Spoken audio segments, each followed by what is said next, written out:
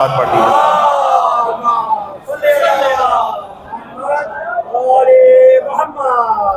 عزیزان محترم، سورہ مبارکہ معارج میں پروردگار عالم ارشاد فرما رہا ہے کہ اے حبیب، آپ ان لوگوں کو جن لوگوں کی سماعتوں پر آپ کی ہدایت کا کوئی اثر نہیں پڑتا، نہ ان کی آنکھوں پر ہدایت کا کوئی اثر پڑتا ہے، نہ ان کے دلوں پر ہدایت کا کوئی اثر پڑتا ہے۔ اس لیے کیونکہ ظاہراً تو یہ دل گوشت کے لوتھڑے کے طور پر محسوس ہوتا ہے، لیکن ان کے سینے کے اندر یہ گوشت کا لوتھڑا نہیں بلکہ پتھر کا ٹکڑا پڑا ہوا ہے، جو اتنا سخت ہے کہ شاید پتھر بھی کسی دن پانی کے ٹپکنے کی وجہ سے وہ بھی نرم پڑ جائے، لیکن آپ کی ہدایت اور آپ جیسے اولیاء کی ہدایت کا ان کے دلوں پہ کوئی اثر نہیں پڑتا۔ تو آپ فذر ہوں، انہیں ان کے حال پر چھوڑ دیجئے۔ ان کا مسئلہ یہ ہے کہ انہیں اس بات کا معلوم ہی نہیں ہے کہ وہ کس دنیا میں خلق ہوئے ہیں۔ انہوں نے مسافر خانے کو، انہوں نے وقتی جگہ کو اپنی دائمی سکونت کی جگہ سمجھ لیا ہے۔ انہیں معلوم نہیں ہے کہ 2 دن 3 دن بعد جب ہوٹل میں آپ کا کرایہ مکمل ہوگا تو ریسیپشن والا آپ کو پہچانے گا نہیں کہ آپ کا پاسپورٹ ہرے رنگ کا ہے یا سبز رنگ کا ہے یا نیلے رنگ کا ہے۔ اسے اپنے پیسے سے مطلب ہے، وہ آپ کو نکال باہر کرے گا جیسے ہی دوپہر کے 12 بجیں گے۔ جیسے ہی مسافر خانے کا چیک آؤٹ کا ٹائم آتا ہے تو مسافر خانے کو آپ کہیے کہ چلیں سبز ہلالی پرچم کے پاسپورٹ کی بات نہیں کرتے، کوئی کہے کہ میرے پاس جو ہے وہ نیلا پاسپورٹ ہے تو تم مجھے 1 دن زیادہ رہنے دو۔ تو آپ کبھی تجربہ کر کے دیکھ لیجئے، مقامات مقدسہ پہ آپ لوگ جاتے رہتے ہیں، کہیے بھائی میرے پاس نیلا پاسپورٹ ہے، 1 دن زیادہ رہنے دو، دیکھیے رہنے دیتا ہے نہیں رہنے دیتا۔ نیلا پاسپورٹ ہو، کالا پاسپورٹ ہو، سفید پاسپورٹ ہو، اسے اس ریسیپشن والے یا جو ہوٹل کا مالک ہے اسے صرف اس سے غرض ہے کہ آپ کب تک پیسے دے رہے ہیں اس وقت تک یہاں رہ سکتے ہیں۔ بالکل اسی طریقے سے پروردگار عالم نے جتنی سانسیں میرے اور آپ کے لیے اس دنیا میں رکھی ہیں، میں اور آپ بھی انہی سانسوں کے مطابق اس دنیا میں رہیں گے، نہ ایک سانس کم رہیں گے نہ ایک سانس زیادہ رہیں گے، کیونکہ جیسے ہی سانسوں کا میعاد، سانسوں کی دورانیہ، سانسوں کی مدت، سانسوں کی تعداد پوری ہوگی، فوراً جو ہے وہ جناب اسرائیل ہمارے پاس دروازے پہ آ جائیں گے کہ بھائی چلو پروردگار عالم کے پاس چلو۔ تو انسان اس خطا میں مبتلا ہو جاتا ہے کہ اپنی دائمی موقت سکونت کی جگہ کو، وقتی اور عارضی سکونت کی جگہ کو اپنی دائمی سکونت سمجھنا شروع کر دیتا ہے۔ اور یہی بات انسان اگر سمجھے تو مولا متقیان علی بن ابی طالب علیہ السلام نے نہایت ہی خوبصورت انداز سے اس مطلب کو سمیٹا ہے، نہایت ہی۔ ویسے تو مولا متقیان کا ہر فرمان، معصوم کا ہر فرمان فرمانوں کا امام ہوتا ہے، لیکن یہ فرمان آپ یقین جانیے جب میں اسے پڑھتا ہوں، جب دہراتا ہوں، جب اسے اپنے مطالعے میں لاتا ہوں تو ایسا فرمان ہے جو مجھے واقعاً بہت جسے کہیے اپیل کرتا ہے میرے دل کو۔ مولا متقیان اپنے اصحاب کے ساتھ ایک قبرستان سے گزرے تو مولا متقیان کے سامنے جو قبریں پڑی تھیں ان قبروں کو دیکھ کر کہا مولا متقیان نے کہ اے قبر والو، تم جو سب کچھ چھوڑ کے آئے تھے اس قبر کے گھر میں، وہ سب کچھ تمہاری اولاد اپنے اندر بانٹ چکی ہے۔ انسان اپنے تئیں توقع کرتا ہے کہ یہ میری اولاد ہوگی، یہ مجھ سے بہت محبت کرے گی۔ اولاد محبت کرتی ہے، اس میں کوئی تردید نہیں ہے، لیکن اولاد کب تک محبت کرتی ہے؟ وہ بچہ آسٹریلیا میں رہتا ہے، فون کیا دوسرے بھائی نے کہ بھائی ماں کی طبیعت بہت خراب ہے، باپ کی طبیعت بہت خراب ہے، وہ آسٹریلیا سے آپ کے لیے جہاز کی ٹکٹ کٹوا کر آئے گا۔ جیسے ہی اس نے آپ کو سپرد لحد کیا، پھر آپ یہ نہیں سمجھیے گا کہ وہ آپ کے لیے 40 دن تک بیٹھا رہے گا۔ سچ بات یہی ہے، کیوں؟ کیونکہ اس کے دیگر ضروریات زندگی بھی ہے، اس کی بیوی بھی ہے، اس کے بچے بھی ہے، وہ سب چھوڑ کے چلا جائے گا۔ تو مولا متقیان کہتے ہیں کہ اے قبر والو، تم جو مال چھوڑ کے آئے تھے وہ تمہاری اولاد نے اپنے اندر بانٹ لیا ہے۔ وہ جس گھر کو تم اپنا گھر سمجھتے تھے وہ گھر آج کسی اور کی ملکیت میں جا چکا ہے۔ وہ گاڑی جس کو تم اپنی گاڑی سمجھتے تھے اس گاڑی پہ آج کوئی اور سوار ہے۔ نہ صرف یہ بلکہ وہ خاتون جس سے تم نے 10 سال اپنا ایک قلبی تعلق اور انسیت بنا کے رکھی تھی، وہی خاتون آج کسی دوسرے کے عقد اور نکاح میں جا چکی ہے۔ تو اب تم بتاؤ، میں نے تو تمہیں بتا دیا، مولا متقیان قبر والوں سے کہتے ہیں کہ اے قبر والو، میں نے تو تمہیں تمہارا حال بتا دیا، جو تم چھوڑ کے آئے تھے وہاں کا کیا حال ہے۔ تمہاری اولاد نے تمہارا مال تقسیم کر لیا، تمہاری زوجہ نے دوسری شادی کر لی، تمہارا مال دوسروں کی ملکیت میں چلا گیا، تم اپنا بھی تو بتاؤ۔ تو مولا متقیان اپنے اصحاب کا رخ کر کے کہتے ہیں کہ اگر تمہارے پاس وہ سماعتیں ہوتی جو پروردگار عالم نے ذات علی بن ابی طالب کو عطا کی ہے تو تم بھی سنتے کہ یہ قبر والے کیا کہہ رہے ہیں۔ اب اصحاب نے مولا متقیان سے کہا کہ یا علی آپ بتائیے کہ یہ قبر والے کیا کہہ رہے ہیں؟ تو مولا متقیان کہتے ہیں کہ یہ قبر والے صرف ایک ہی بات کہہ رہے ہیں، یہ قبر والے کہہ رہے ہیں کہ انسانوں اس دنیا میں تو تمہارے پاس شہرت بھی تھی، گھر بھی تھا، گاڑی بھی تھی، بینک بیلنس بھی تھا، پی آر او بھی تھی، تعلقات بھی تھا، علم بھی تھی، کتابوں کے نام بھی تھے، بڑا سا امامہ بھی تھا، بڑا سا شلوار قمیض بھی تھا، سب کچھ تھا، لیکن اس دنیا میں جو کام آئے گا وہ صرف اور صرف تقوی الہی آئے گا۔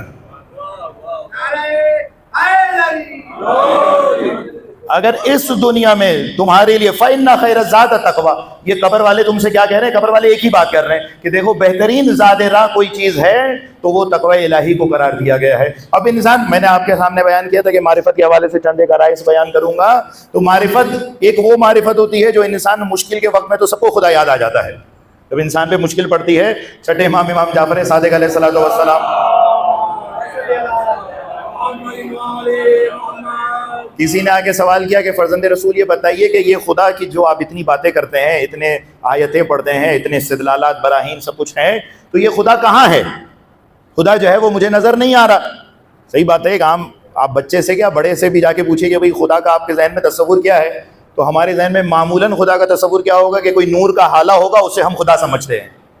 حتیٰ جب نماز پڑھتے ہیں اور نماز میں کہا جاتا ہے کہ بھئی نماز میں خدا کی جانب توجہ کی جانی چاہیے، تو اس میں ہماری خدا کی جانب توجہ کیا ہوتی ہے؟ اس نماز میں توجہ خدا کی جانب کیا کرتے ہیں؟ وہ جو پروردگار کا نام ہے، یعنی الف لام لام ہے، اس کی جانب ہماری توجہ ہوتی ہے۔ صلوات پڑھیے محمد والے محمد پر۔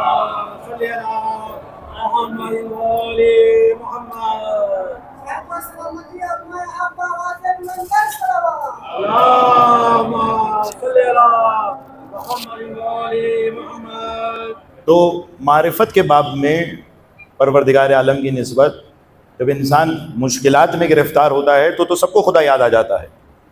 اب معصوم سے کسی نے آ کے کہا، چھٹے سرکار سے کسی نے آ کے کہا کہ سرکار یہ بتائیے یہ جو پروردگار عالم ہے، یہ پروردگار عالم ہمیں کہاں ملے گا؟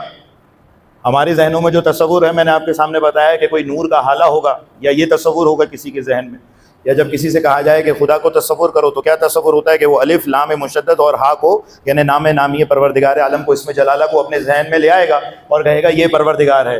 نہ وہ پروردگار ہے، نہ وہ نور کا حالہ پروردگار ہے، اس لیے کیونکہ جو آپ کی بنائی ہوئی مخلوق ہو وہ آپ کا خالق نہیں ہو سکتا۔ جو آپ کی یہ جو لفظ ہے الف لام مشدد ہا آپ نے اپنے صفحے ذہن میں بنایا ہے، یہ تو آپ نے بنایا ہے، میں نے تو نہیں بنایا۔ تو یہ جو آپ نے جس چیز کی تخلیق کی ہے وہ تو آپ کی مخلوق ہو گئی، تو وہ جو آپ کی مخلوق ہو گئی وہ بھلا آپ کا خالق کیسے ہو سکتا ہے؟ تو سرکار نے ایک مرتبہ کہا کہ کیا تب کبھی تمہارے ساتھ یہ عالم ہوا ہے، یہ حالت ہوئی ہے کہ تم جو ہے وہ کسی کشتی میں سوار ہو؟ کہا فرزند رسول بالکل ہوا ہے۔ ایسا ہوا کہ وہ کشتی جو ہے وہ بیچ تلاطم میں بھنور میں پھنس گئی ہو؟ کہا بالکل ایسا بھی ہوا ہے۔ تو کہا ایسا بھی ہوا ہوگا کہ کوئی نہ بچانے والا ہوگا، نہ کوئی لائف گارڈ ہوگا، نہ تمہیں دور سے ساحل نظر آ رہا ہوگا، نہ تمہیں تیراکی آتی ہوگی؟ سرکار بالکل ایسا ہوا ہے۔ تو اب سرکار نے اس سے کہا کہ اس وقت بھی جب اسباب کے لحاظ سے کوئی سبب تمہیں ظاہری طور پر نظر نہیں آ رہا تھا، تو کیا اس وقت بھی تمہارے دل میں یہ آرزو تھی کہ ابھی بھی کوئی ذات ہے جو تمہیں بچا لے گی؟ توجہ فرمائیے گا میری طرف، صلوات پڑھیے محمد والے محمد پر۔ یا اس وقت بھی تمہارے دل میں یہ آرزو تھی کہ ابھی بھی کوئی ذات ہے جو تمہیں بچا لے گی؟ تیراکی نہیں آتی ہے، حد نگاہ ساحل بھی نظر نہیں آ رہا، کوئی لکڑی کا ٹکڑا، کوئی پٹھا کچھ نہیں ہے، تختہ کچھ بھی نہیں ہے کہ جس کے ذریعے سے تم اپنے آپ کو ساحل تک پہنچا دو، نہ کوئی لائف گارڈ ہے، نہ کوئی بچانے والا ہے، نہ کوئی چھوٹی لانچ کشتی ہے۔ کہا اس وقت بھی امید ہے؟ کہا سرکار بالکل اس وقت بھی امید تھی کہ اس وقت بھی شاید کوئی ذات ہو جو مجھے اس وقت نجات دے دے۔ تو سرکار نے کہا وہی تمہارا پروردگار عالم ہے۔ وہ اس وقت مشکلات کے بھنور میں جو تم گھرے ہوئے ہو اور آنکھوں کے سامنے صرف موت ہی موت نظر آ رہی ہے، لیکن اس عالم میں بھی جو دل میں ایک اچھا پائی جاتی ہے کہ شاید کوئی بچا لے گا، وہی تمہارا پروردگار ہے۔ لیکن یہ کون سا پروردگار ہے؟ یہ معرفت کا کیا عالم ہے کہ جو انسان کو مشکلات میں جب گھرتا ہے تو نظر آتی ہے۔ لیکن بعض ہستیوں کی معرفت کا عالم یہ ہے کہ کیا سفر ہو وہ تب بھی پروردگار کے اتنے بندے ہوتے ہیں جو حضر میں ہوتے ہیں۔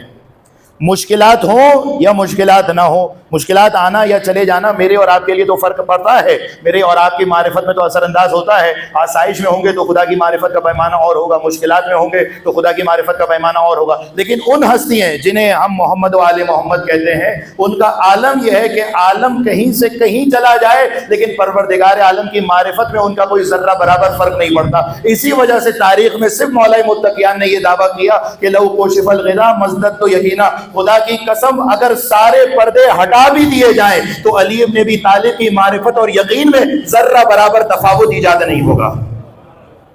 یہ صرف اور صرف کون کہہ سکتا ہے؟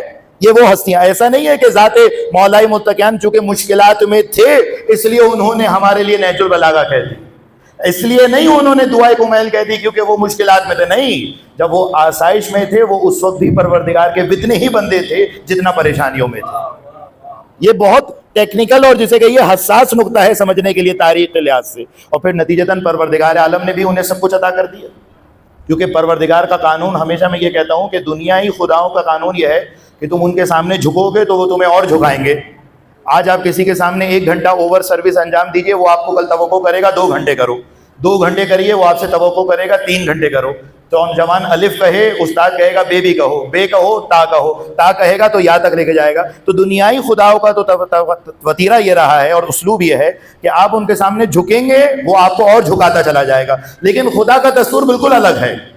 خدا کا دستور یہ ہے کہ تم اس کی بارگاہ میں جس قدر جھکو گے وہ تمہیں اسی قدر رفعت اور عظمت عطا کرتا چلا جائے گا۔ اب ان ہستیوں نے جب پروردگار عالم کی عبودیت کے توق کو، اس کی زینت کو، اس کے زیور کو جب خود پہ اپنے گلے پہ اور اپنے قلوب پہ مزین کیا تو پروردگار عالم نے بھی انہیں سب کچھ عطا کر دیا۔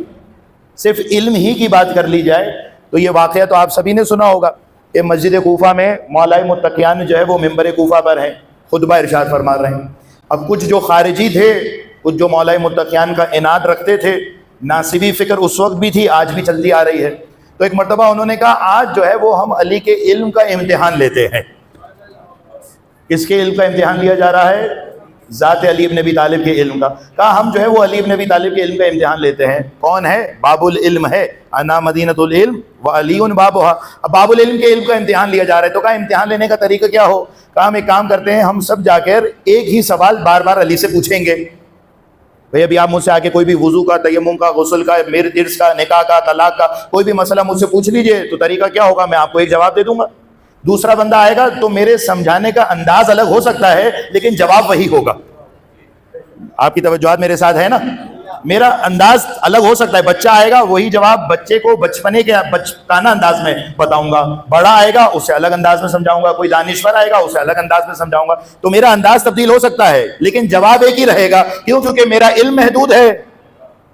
اب ایک مرتبہ ان خارجیوں نے کہا کہ ہم جو ہے وہ علی ابن ابی طالب کے علم کا امتحان لیتے ہیں۔ کہا امتحان لینے کے لیے چلے، کہا سب جا کر علی سے ایک ہی سوال کرتے ہیں۔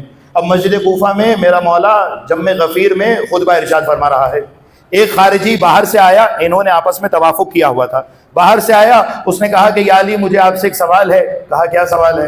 کہا یہ بتائیے کہ علم افضل ہے یا مال افضل ہے؟ یہ پوری توجہات چاہوں گا، پوری توجہات چاہوں گا، آپ پریشان نہ ہوئیے، میرے فوراً بعد مولانا نہیں بیٹھیں گے، بیچ میں 1 سے 2 سلام گزار ہوں گے، پھر مولانا تشریف فرمائیں گے۔ ایک صلوات پڑھیے محمد والے محمد۔ تو ایک مرتبہ وہ شخص آیا، اس نے کہا یا علی یہ بتائیے علم افضل ہے یا مال افضل ہے؟ میرے مولانا نے کہا یہ کیسا سوال ہے؟ کہا علم افضل ہے۔ کہا کیوں؟ اس لیے کیونکہ علم نبیوں کی میراث ہے اور مال فرعونوں کی میراث ہوا کرتا ہے۔ علم نبیوں کی میراث ہے اور مال فرعونہ کی میراث ہوا کرتا ہے۔ اگلا شخص آیا، میں روایت کو بہت تیزی سے بیان کر رہا ہوں تاکہ میں مصائب سے مرتبط ہو جاؤں۔ اگلا شخص آیا، کہا یا علی یہ بتائیے کہ علم افضل ہے یا مال افضل ہے؟ میرے مولا نے کہا علم افضل ہے۔ کہا مولا دلیل کیا ہے؟ دلیل یہ ہے کہ علم تمہاری حفاظت کرتا ہے اور مال کی تمہیں حفاظت کرنا پڑتی ہے۔ اگلا شخص آیا، کہا یا علی یہ بتائیے کہ علم افضل ہے یا مال افضل ہے؟ میرے مولا نے کہا علم افضل ہے۔ کہا کیوں؟ اس لیے کیونکہ مال چوری ہو جاتا ہے، لوگ باغ فدق کو تو چوری کر کے کھا گئے لیکن نہج البلاغہ کو کوئی کیسے چوری کر سکتا ہے؟ کہا علم افضل ہے یا مال افضل ہے؟ میرے مولا نے کہا علم افضل ہے۔ کہا کیوں؟ اس لیے کیونکہ علم چوری نہیں ہو سکتا، مال چوری ہو جاتا ہے۔ پھر اگلا شخص آیا، اس نے کہا یا علی یہ بتائیے کہ علم افضل ہے یا مال افضل ہے؟ میرے مولا نے کہا علم افضل ہے۔ کہا کیوں؟ اس لیے کیونکہ زمانے کے گزرنے سے علم کبھی پرانا نہیں ہوتا، لیکن مال زمانے کے گزرنے سے آثار قدیمہ کا حصہ بن جاتا ہے۔ پھر اگلا شخص آیا، اس نے کہا یا علی یہ بتائیے کہ علم افضل ہے یا مال افضل ہے؟ میرے مولا نے کہا علم افضل ہے۔ کہا کیوں؟ اس سے کیونکہ عالم کے دوست بہت ہوتے ہیں، مالدار کے دشمن بہت ہوتے ہیں۔ پھر اگلا شخص آیا، اس نے کہا یا علی یہ بتائیے کہ علم افضل ہے یا مال افضل ہے؟ میرے مولا نے کہا علم افضل ہے۔ کہا مولا دلیل کیا ہے؟ دلیل یہ ہے کہ مال مالدار کے ساتھ صرف قبر تک چلتا ہے، لیکن علم اس دنیا میں بھی کام آتا ہے، اس دنیا میں بھی کام آتا ہے۔ پھر اگلا شخص آیا، اس نے کہا یا علی یہ بتائیے کہ علم افضل ہے یا مال افضل ہے؟ میرے مولا نے کہا علم افضل ہے، کیونکہ عالم کے اندر انکساری ہوتی ہے، مالدار کے اندر تکبر آ جاتا ہے۔ پھر اگلا شخص آیا، اس نے کہا یا علی یہ بتائیے کہ علم افضل ہے یا مال افضل ہے؟ میرے مولا نے کہا علم افضل ہے۔ مولا دلیل کیا ہے؟ کہا اس لیے کیونکہ عالم کے دوست بہت ہوتے ہیں، مالدار کے دشمن بہت ہوتے ہیں۔ اگلا شخص آیا، پھر اگلا شخص آیا، پھر اگلا شخص آیا، ہر ایک نے یہی سوال پوچھا۔ اب مسجد کوفہ والے تو سب سمجھ گئے کہ یہ کوئی سازش ہو رہی تھی جو علی بن ابی طالب کے خلاف ہو رہی تھی۔ تو ایک مرتبہ سارے لوگوں نے کھڑے ہو گئے، میرے مولا کے جب اس معجزے کو اور علم کی فضیلت کو دیکھا تو ایک مرتبہ مرحبا مرحبا کی صدائیں بلند ہونے لگی۔ اس وقت راوی یہ کہتا ہے کہ جب مسجد کوفہ میں یہ مرحبا مرحبا کا شور و غل ہو رہا تھا تو اس وقت علی بن ابی طالب نے کہا کہ خدا کی قسم اگر قیامت تک آنے والا ہر انسان مجھ علی بن ابی طالب سے پوچھے کہ مولا علم افضل ہے یا مال افضل ہے تو میں علی بن ابی طالب ہر انسان کو الگ جواب دوں گا، کیونکہ تمہارے سوال ختم ہو جائیں گے لیکن علی کا علم ختم نہیں ہوگا۔ اور فرما رہے ہیں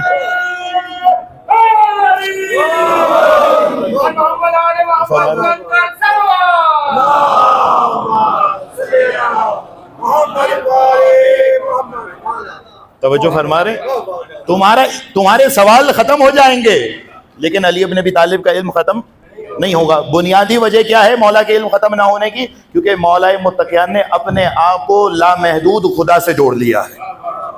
بہت کلیدی نقطہ اور بنیادی بات یہی ہے، آپ بھی اگر اپنے آپ کو، ہر انسان اگر اپنے آپ کو اس لامحدود ذات سے جوڑ لے تو پھر آپ دیکھیے پروردگار عالم آپ کے چھوٹے سے چھوٹے کام میں کیسی برکت رکھ دیتا ہے، چھوٹے سے چھوٹے کام میں۔ لیکن ہم کیا ہوتا ہے کہ ہم گناہ کرنے کے اس قدر عادی ہو چکے ہوتے ہیں، معصیت کے اتنے عادی ہو چکے ہوتے ہیں کہ اب یہ رسول کی حدیث ہے، میں صرف ترجمہ کر کے بہت تیزی سے گزر رہا ہوں ورنہ اس تشریح طلب حدیث ہے کہ جس میں سرکار فرماتے، رسول اللہ فرماتے ہیں کہ تم بھی وہی کچھ سنتے، وہ غیب کی آوازیں تمہارے کان میں بھی آتی اگر تم نے اپنے آپ کو گناہوں سے آلودہ نہ کیا ہوتا۔ انسان جب اپنے آپ کو گناہ سے آلودہ کرتا ہے، چوتھے امام زین العابدین علیہ الصلوۃ والسلام کے پاس ایک شخص آیا، اس نے کہا، اس نے واقعاً بظاہر آپ اسے صرف روایت کے طور پہ مت لیجئے گا، یقین جانیے یہ روایت ہم میں سے ہر ایک انسان کی جو ہے وہ زبان حال کو اس نے بیان کیا ہے۔ وہ سرکار کا صحابی آتا ہے، سرکار کے پاس آ کر کہتا ہے کہ سرکار دیکھیے آپ اتنی ساری گناہ چھوڑنے کی، زہد کی، تقویٰ کی، عبادت کی، ریاضت کی باتیں کرتے ہیں، جنت جہنم منکر نکیر صراط میزان ساری باتیں کرتے ہیں، لیکن دیکھیں میں گناہ کرنے کا عادی ہو چکا ہوں، اب مجھ سے گناہ نہیں چھوٹتا۔ نوجوان ہے میرے ساتھ، مجھ سے جو ہے گناہ نہیں چھوٹتا، اب میں کیا کروں کہ میں گناہ چھوڑ دوں؟ تو سرکار نے کہا کہ تو 5 کام کر، اس کے بعد جتنے گناہ کرنے ہیں کر لے۔ توجہات ہیں، 5 کام کر لے۔ کتنے آپ لوگوں کے چہرے میں تبسم آ گئی ہے، کتنا خوشی ہو گئی ہے کہ بھئی 5 کام ہم کر لیتے ہیں تاکہ ہمیں بھی جو ہے وہ گناہ کرنے کا ویزا اور جواز مل جائے۔ تو ایک مرتبہ سرکار نے کہا 5 کام کر لے، اس کے بعد تجھے جتنے گناہ کرنے ہو وہ کر لینا۔ سرکار کون سے 5 کام جس کے بعد میں گناہ کر سکتا ہوں؟ سرکار نے پہلا فارمولہ بتایا، پہلا کام کہ تو دیکھ خدا کی روٹی کھاتا ہے نا، خدا کا رزق کھاتا ہے، تو خدا کا رزق کھانا چھوڑ دے، اس کے بعد تجھے جتنے گناہ کرنے ہیں تو کر لینا۔ توجہ فرما رہے، تو خدا کا رزق کھاتا ہے نا، کائنات کا ذرہ ذرہ خدا کا رزق کھا رہا ہے۔ اب میں کیا کروں، وقت اتنا تیزی سے دامن اختتام تک پہنچ چکا ہے کہ اب میں اس حدیث کے حوالے سے جو آمادگی کر کے آیا تھا، بہرحال اسے اسکپ کر کے میں صرف حدیث کو اختتام تک پہنچا دوں۔ کہا کہ تو خدا کا رزق کھاتا ہے، اب خدا کا رزق تو کائنات کا ذرہ ذرہ کھا رہے، کیسے ممکن ہے کہ انسان خدا کے رزق سے اپنے دامن کو بچا سکے؟ تو ایک مرتبہ سرکار نے کہا کہ تو خدا کا رزق کھا رہا ہے تو خدا کا رزق کھانا چھوڑ دے، سیدھا سیدھا مسئلہ ہے۔ تو کسی اور مالک کا رزق کھانا شروع کر دے، تو کسی اور آقا کا رزق کھانا شروع کر دے، کسی اور جگہ پر نوکری کر لے، پھر تجھے جو کرنا ہو کر لینا۔ تو ایک مرتبہ اس نے کہا کہ سرکار میں خدا کا رزق کھانا کیسے چھوڑ سکتا ہوں، جہاں بھی جاؤں وہاں پہ خدا ہی کا رزق کھا رہا ہوں۔ تو ایک مرتبہ سرکار نے کہا چل ایک کام کر، اگر تو خدا کا رزق نہیں چھوڑ سکتا تو تو خدا کی مملکت سے باہر چلا جا۔ خدا کی مملکت، دعائے کمیل کا یہ فقرہ تو آپ سبھی کو یاد ہے، اس میں مولا متقیان کیا فرما رہے ہیں؟ لا یمکن الفرار من हुकूमतिक, کہ اے پروردگار تیری حکومت سے اگر میں بھاگنا بھی چاہوں تو میں بھاگ نہیں سکتا.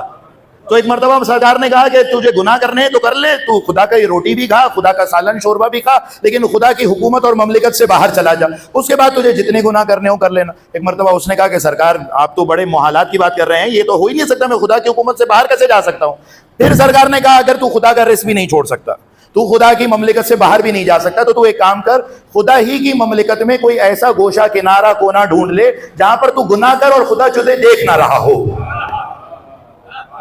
تو گناہ کر اور خدا تجھے دیکھ نہ رہا ہو. سرکار یہ بھی ممکن نہیں ہے. کہا تو خدا کا رزق بھی نہیں چھوڑ سکتا, تو خدا کی مملکت سے باہر بھی نہیں جا سکتا, تو خدا کی مملکت میں ایسا گوشہ کنارہ بھی نہیں ڈھونڈ سکتا کہ جہاں تو گناہ کر اور تجھے خدا نہ دیکھے. تو ایک کام کر, تو گناہ کر, خدا کی مملکت میں رہ کر گناہ کر, علنی گناہ کر, خدا کا رزق بھی کھا, لیکن جب ملک الموت تیری روح کو قبض کرنے کے لیے آئے تو ملک الموت کو روح قبض کرنے سے منع کر دینا.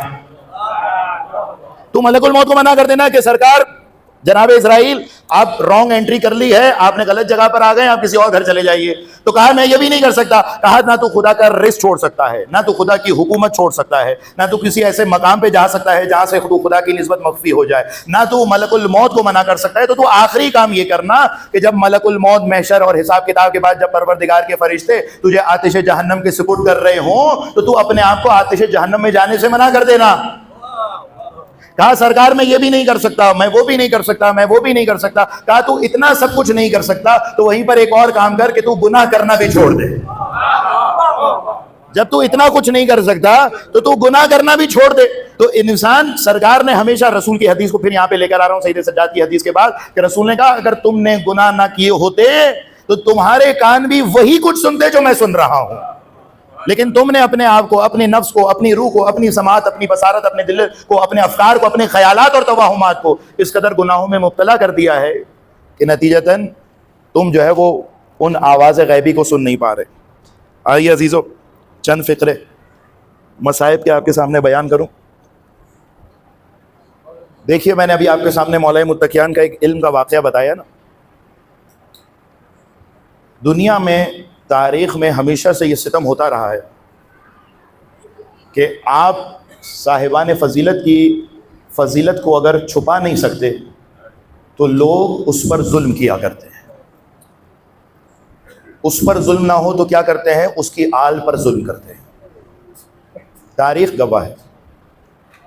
36 ہجری میں جب میرے مولا کو ظاہری حکومت ملی ہے نا, تو میرا مولا جنگ جمل کے بعد براہ راست شہر کوفہ میں وارد ہوا اور ایک مرتبہ اپنے بڑے شہزادے حسن مجتبیٰ سے کہا کہ اے حسن, جاؤ جا کر مدینے سے سارے بنی ہاشم کو بلا لا.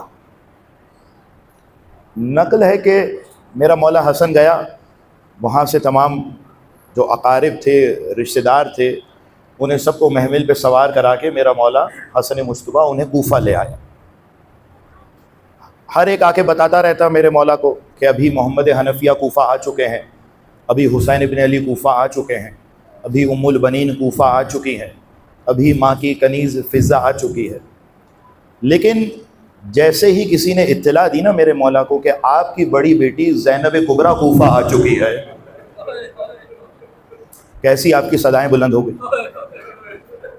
جیسے ہی کسی نے اطلاع دی کہ آپ کی بڑی بیٹی زینب کبریٰ کوفہ آ چکی ہے تو میرے مولا نے اپنے تمام حکومتی جو کاروائی تھی اور سرگرمیاں تھی اسے معطل کر کے جو کوفہ کی دہلیز تھی, کوفہ کی جو فصیل تھی, وہاں پر اپنی بڑی بیٹی کا استقبال کرنے کے لیے گیا.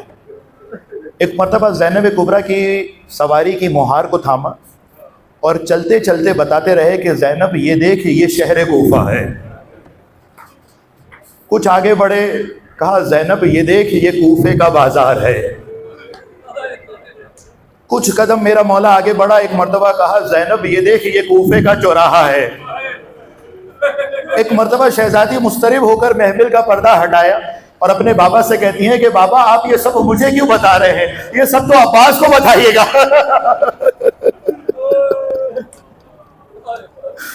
کہا یہ سب تو عباس کو بتائیے گا.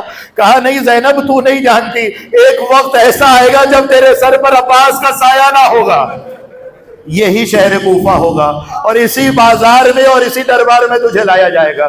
جانتے ہیں کس طریقے سے بیویوں کو لایا گیا ہے؟ تاریخ نقل کرتی ہے کہ تقریباً 86 مستورات اہل حرم کی کوفہ کے بازار لائی گئی ہے، 86 عدد بیان کیا گیا ہے۔ لیکن دیکھیں آپ نے زندگی بھر میں مختلف جنگوں میں، دنیا کی جنگیں، ممالک کی جنگیں، قوموں کی جنگوں میں آپ نے اسیروں کو دیکھا ہوگا، اسیر ہوتے ہیں، دنیا میں روٹین کی بات ہے جنگوں میں۔ لیکن جب بھی کسی کو اسیر کیا جاتا ہے نا، تو عالم یہ ہوتا ہے کہ ایک ہی رسی میں ایک ہی قامت والے اور قد والوں کو رسن بستہ کیا جاتا ہے۔ کسی بھی مقام پر آپ کو تاریخ میں یہ نہیں ملے گا کہ ایک ایسی رسن میں اسیروں کو باندھا جائے جس میں زینب کبریٰ جیسی طویل القامت خاتون بھی ہو اور کمسن سکینہ بھی ہو۔ جب زینب اپنی کمر سیدھی کرے تو سکینہ گردن پکڑ کے کہے اے بوبی اماں میری گردن میں رسن جبرے جاتی ہے۔ اجرکم علی اللہ، اجرکم علی اللہ۔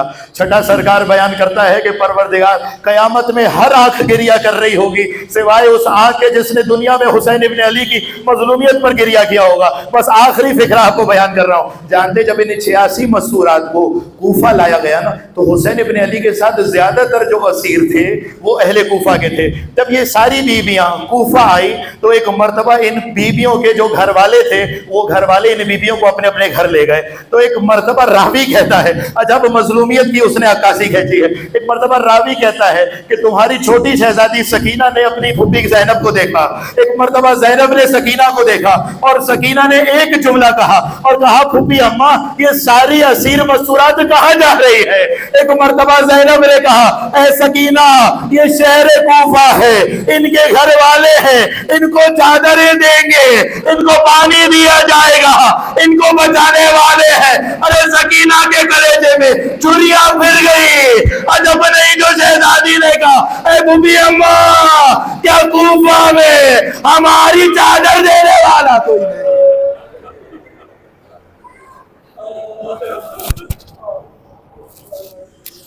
الا لعنت اللہ علی القوم الظالمین وسيعلم الذين ظلموا أي منقلب ينقلبون۔ پروردگار ہمارے آنسو پر اپنی رحمت نازل فرما، پروردگار ہمارے آنسوؤں کو رومال استخارہ میں جگہ نصیب فرما، پروردگار جو مومنین پریشان حال ہیں ان کی پریشانیوں کو برطرف فرما، پروردگار جو مقروض ہیں ان کے قرضوں کو بیک سے ادا فرما، جو بے اولاد ہیں انہیں اولاد صالحہ عنایت فرما، جو صاحب العلاج بیماریوں میں